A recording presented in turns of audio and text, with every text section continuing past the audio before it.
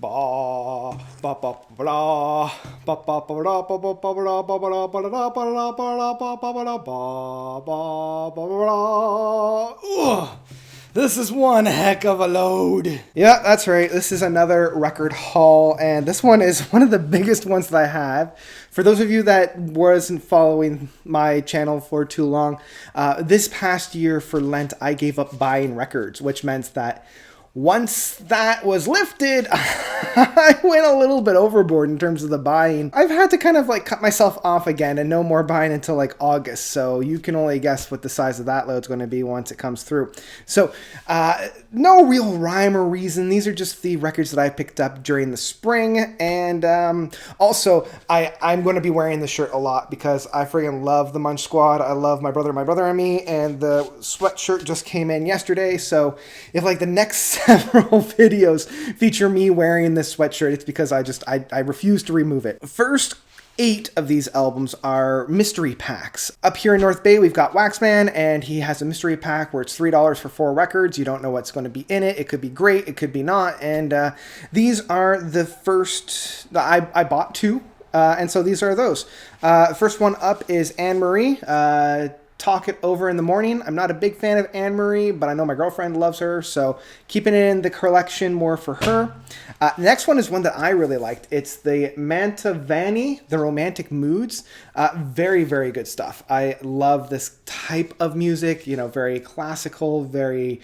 it's not very abrasive. I find myself putting this on a very rainy afternoon like it is right now, so a great addition in that sense. I'll never say no to an album like that. Now, this one's very fun. This one's kind of a choral. It's French, and I think it's V'là le bon vent. And this was just great because it's a big chorus, a big choir, and a bunch of kind of like sing-song hymns in that sense. Really, really fun. I really have been digging this one. And then I got another Perry Como. I got a Perry Como set in the mystery box that I had. You can actually see that one up here with my girlfriend and I talking about it. And it's just more Perry Como. I find myself kind of grooving to his jam that we have on here. Just kind of a fun little bit. So that was the first mystery pack. The second one started off with The Main Event, A Glove Story. This is the soundtrack to The Main Event. I find myself really digging into this. The first track is like an 11-minute disco boogie that I love. I've been putting this on quite often. Next one is Jim Reeves, Missing You. Another kind of country and western-ish thing, folks thing. It's fine.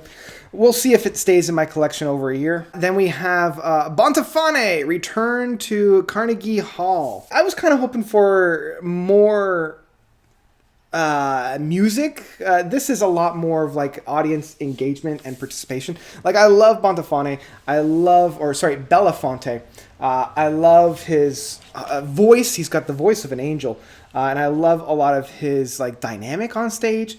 This one wasn't all that great. Like I got another one from Liberace that was very similar to this, but there was a lot more actual music on it. So yeah, again, we'll see if it stays in the collection for more than about a year. Okay, so this is the last one of the whole mystery packs, and this one is like top gold.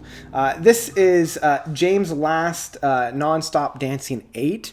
This reminds me of like the Much Dance music. I have one for the 2000s where like the songs kind of bleed into one another, and I love the fact that you can hear the voices in the background of like people laughing and clapping and like kind of singing along to this almost muzak rather than full-on music. And it's all these covers of like the Beatles. There's the Doors on here. I find myself loving this one. My girlfriend not so much. Okay, so now we're on to the new releases. That's what's taking up the bulk of these. And so the first 2 are from Gazpacho. And if you haven't been following, I did a kind of like a tier list with my buddy Brent. And again, you can find that up there where we took all of the Gazpacho albums and put them in a tier list. I loved both of these and I realized I didn't have them in my collection, so it was time to rectify that and put them into the collection. The first one is Firebird. Now my record collection basically started from Night and went all the way up to well, I guess their latest one of Firebringer, except for one. And I found myself loving this album. Like, I'm kind of kicking myself that I slept on it so much. The first two tracks, the first two sides of Vulture, Symbol, Swallow, and then Orion 1 and 2, Prisoner and Jezebel. Brilliant work on their side. The last side with Black Widow, Firebird, Do You Know, and Once in a Lifetime, they're fine. I find that it's less than stellar, but still, love this album. Really found myself very surprised of the quality of that record. And then to kind of round off my Gazpacho records, I'm not going to get their first two albums. I'm just going to stick to what I have now. I finally have Soyuz. Wasn't a big fan of this album upon release, but I still think that it's streets ahead of Moloch, the album that precedes this. I still love this, and I love that I have it in physical format because I thought that this was always like an airplane of some kind, and it's actually like a symbol. It's like C0103. So, yeah, I didn't realize that was what was going on this record. So, yeah, I've been really enjoying myself, and as Brent and I were talking, that Soyuz suite, that Soyuz 1 and Soyuz Out gets stuck in our heads and we can't get it out. So great addition. I now have all the Gazpacho albums from Firebird all the way up to their most recent release. Speaking of another recent release, I finally got one of my favorite albums of this year, Mogwai's latest album. This thing has been just kicking my arse in terms of like not letting me listen to any other thing as the love continues. This thing is a beast. This is a great introduction to the band if you haven't already gotten into Mogwai. It has some of their best music to date. Like each album they put out, I always think, okay, they're not going to be able to top this one. And I don't know how they're going to top this one. It really is some of the best music that the band has put out. And I just love the inside folds and the whole record. It's beautiful. If you're into that more experimental sound, noise rock, post-rock kind of an outfit, very good. I got this one more for my girlfriend because I know she loves this artist, but I also love her as well. So this is Annika van Gershbergen. I'll get it one of these days. The darkest skies are the brightest. I did a full review of, I've done a full review of most of these guys, but this one is particularly special for me. It's a much more acoustic singer-songwriter approach to her music. It's not that big, grand epics that Ver and some of her other projects are. But this one is just heart-wrenching. It's very stripped down, and I love how intimate it is. Here we go. There we are. It's very great. Very good stuff. I would highly recommend this if you love that kind of singer-songwriter, very intimate approach. And it still has some teeth. It still has a number of really rockin' moments. All right, the next one shouldn't come as a surprise to anybody. I was kind of dragging my feet about getting this one, if I'm being perfectly honest, but finally broke down and I got it. I finally got Steven Wilson's The Future Bites. Yeah, it's all right. Now, I do enjoy how it's actually packaged, right? So you have that. It comes out, and then you've got the Leet Speak here. Like, I think he missed the Leet Speak by about 10 years or so. Steven Wilson, The Future Bites. And the whole package, the whole thing. I still think that he made a mistake of waiting to release this one this year. He should have released it last year in June, if I'm putting in my own 2 cents. You get your own booklet in there, and you got a whole bunch of really fun, I'll move that over there, things along this side, and yeah, it's interesting. Again, I still think he missed the boat. I think it was released 1 year too late because a lot of the things that he's tackled are kind of obsolete at this point, especially during COVID year, as 2020 and 2021 is shaping up to be. A lot of these were kind of pre-pandemic that are no longer applicable anymore. But in some cases, it's actually more applicable, especially like the consumerism of the whole thing. I mean, look at all these records, right? So anyway, that's The Future Bites. I know I got torn apart on my review because I missed the personnel on that, but yeah, this is why you always check 2 sources, not just one. Okay, so now I'm going to be talking about a few live albums. And the first one I'm really excited to talk about, and one that I am so proud to have it in my collection, is Nick Mason's Saucerful of Secrets. If you're not familiar with this record, I did a version on this in a quarter notes. Essentially, with all the other boys in Pink Floyd doing a lot of their own, I guess, solo works, and sticking to Pink Floyd music is like the greatest hits. Nick has gone through and he's done a lot of the overlooked gems, specifically within the early part of Pink Floyd's career.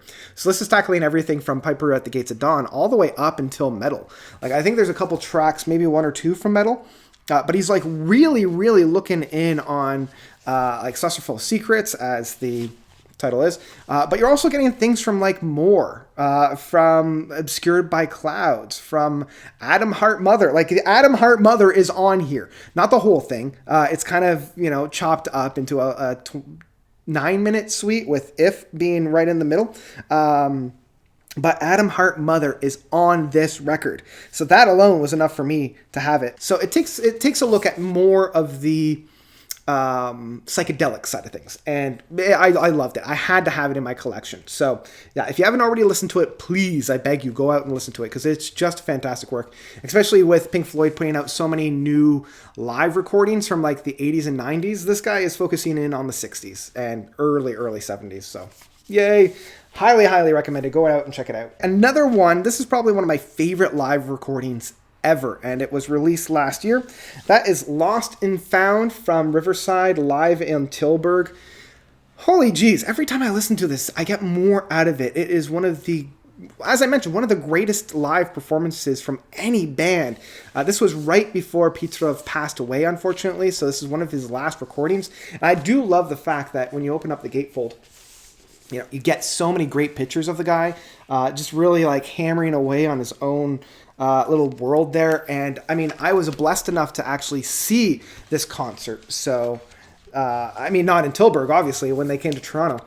They also make a point to say all material herein is 100% live. There are no overdubs of any kind. And speaking of concerts that I was at, this was actually the last concert I ever saw live up to this point, which means I've gone a full year and change with not seeing anything live, and I don't know how I'm still alive by doing so, but I finally got Devin Townsend's Order of Magnitude. I love this recording. I think it's one of his best live performances.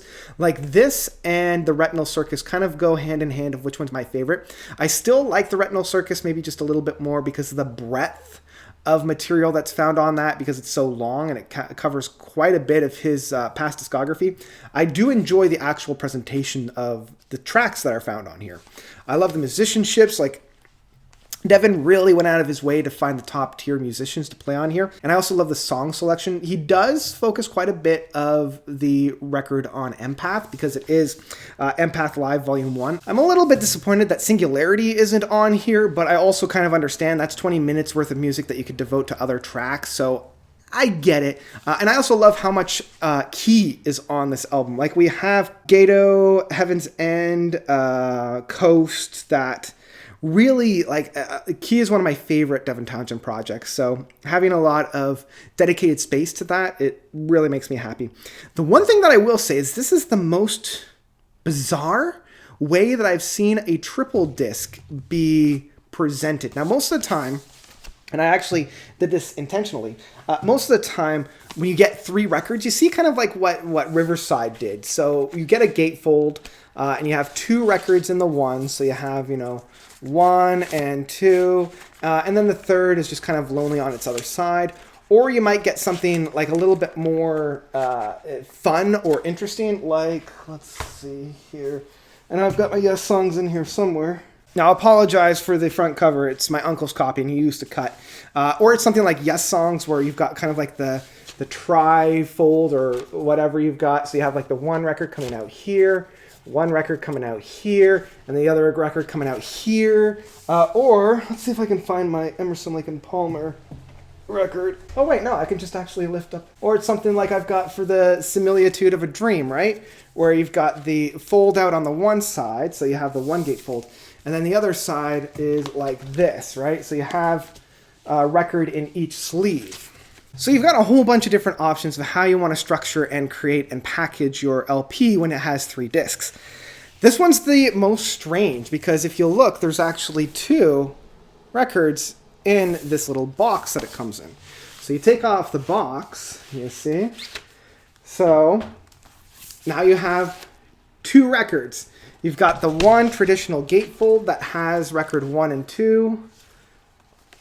And then you just have this lone record that's just a plain Jane, regular old everyday record that has record 3. Really interesting way of doing this. Like, I feel like there's a lot of money that was spent on packaging that could have been spent elsewhere, especially because now not only have you invested in a full extra record, but you also have a case here that you need to have to house them all in. So yeah, again, a very interesting way of structuring it, and I'm still kind of on the fence of whether or not it was a good call or if it was just a interesting call. Like, I want to kind of be in the room where it happens to kind of find out what the justification was to go with this side. Okay, so that's all that. Let's continue on because I still have a handful of records to talk about. Next up, I finally got Hail to the Thief from Radiohead. It's one of the few Radiohead records that I don't own. I have them all on CD, except for their last 2. Now I'm thinking about it, but all their other ones I have on CD, and I have everything from OK Computer. Well, I have OK Computer, Kid A. I don't have Amnesia because I'm good without. So I finally have this one. I also have In Rainbows and King of Limbs.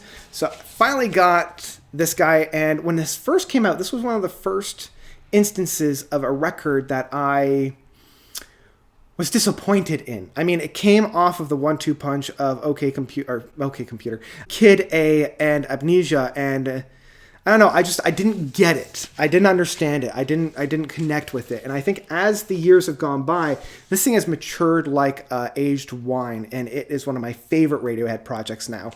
Not all the tracks land, but man, when they do, and when I'm in the right headspace, they really do land hard. For some reason, Radiohead has decided to put out a lot of their stuff on 2 discs when it could fit into 1 disc. They did the same thing with Kid A. Put it in 45 speed. Now, I know that the sound it's a little bit richer, it's a little bit fuller, but I don't know. I think if they had just kept it at a 33 and put it onto 1 record, I would be a little bit more happy with the overall presentation. But anyway, that's just a small gripe with me. All right, moving on. I did a how to get into Mastodon, and I figured I should complete, or at least attempt to complete, my collection of theirs. And I'm one step closer with Mastodon's Blood Mountain. Not my favorite of theirs, but probably their heaviest outfit, like their most relentless. And I realized I didn't have it in my collection, and I really did find myself grooving and loving the sounds off this album when I was really getting myself into it in my whole how to get into Mastodon video. So I had to pick it up, and I'm very glad I did. Now I'm just missing their first album of Remission, and then I'll have all of their studio releases. Okay, coming into the final 3. This album, I've been told they pronounce their name as Dune. That would have been nice to know before I sat down to record it, because they use a V instead of a U. So I've been calling them Divn or Divine because it's really D-V-N-N-E. So D-V-N-E. And I thought for sure that's Divn or Divine. Anyway, besides the point, this is still going down as my favorite album of this year so far. And I mean, we're getting into about the halfway mark in May. It's got a pretty high bar to set. And I love the actual album itself, like the actual presentation. Like, here, it's a gatefold. So like that is gorgeous. That is just gorgeous to me. And then very much like Emerson, Lake and Palmer's Brain Salad Surgery, you actually have on the flip side that. Like, it's very reminiscent of that, geez. I can never remember the artist's name. I want to say it's like... Anyway, the artist that did all the aliens for Alien as well as Brain Salad Surgery. This is very reminiscent of that art style where you have this and then it opens up into that. Like, I can just stare at this album for hours and not get bored. It's gorgeous. The music found within it as well is just stellar. So really, really recommended. This is getting 100% the Notes seal of approval, and it will be in my top 10 of the year. I'm just kind of excited to see if any album's going to dethrone it. All right, final 2. I finally completed my Haken LP collection. I now have all of their albums. This was the only one that I was missing, and that is The Mountain. They just recently re-released The Mountain as well as Affinity, and I already had Affinity. I picked it up when I saw them live when they had just released that album, and this is still, like, top 2 favorite albums from them. This and Aquarius kind of battle between the two of which one I like better. And I am so pleased to finally have this in my collection. This holds some of my favorite sounds from the band, and it's beautiful. Beautiful, beautiful, beautiful. I love it. I love it so much. So, finally have it. Yay! All right, final one. Final record. So, if Divine had been my favorite record of the year, this is the one that I've been listening to the most. This was released last year, and they just released it on a limited run of records and LPs, and I had to pick it up. It is Over the Top by Twerp. This one is just, I'm going to include it in my next quarter notes because of how much I've been listening to it. The one track of On This Rock is probably my most listened to track of the year so far. I cannot get enough of this track and this album. It's one part Electric Light Orchestra and one part Daft Punk. And if you kind of have that flavor, that groove, that's what Twerp is specifically with Over the Top. They got really, really big with their track Starlight Brigade. But I love the tracks and the sounds that are on here. It's happy, it's fun, it's funky. The bass line on this thing is so friggin' fresh. Like, I cannot stop grooving to that bass line on all these tracks. So, very, very, very good stuff. Highly, highly recommended. If you haven't already heard this album, as well as some of their other works, go and check it out because really, it's one of my favorites. And yeah, I won't stop listening to it. So that's it. Those are all the records that I've bought within the past, couple of months. And I have to stop. I have to stop because I literally don't have any more money. So that's all what I've got. What are some of the albums that you've been picking up during this time? What was your favorite album that I've talked about in this? What was your most surprising album? Let me know all about that by commenting down below. And if you like what you see and you want to help support me, consider donating to my Patreon. I've left the link to do so down below. Even $1 a month really does help me out. So whatever you can spare, that'd be amazing.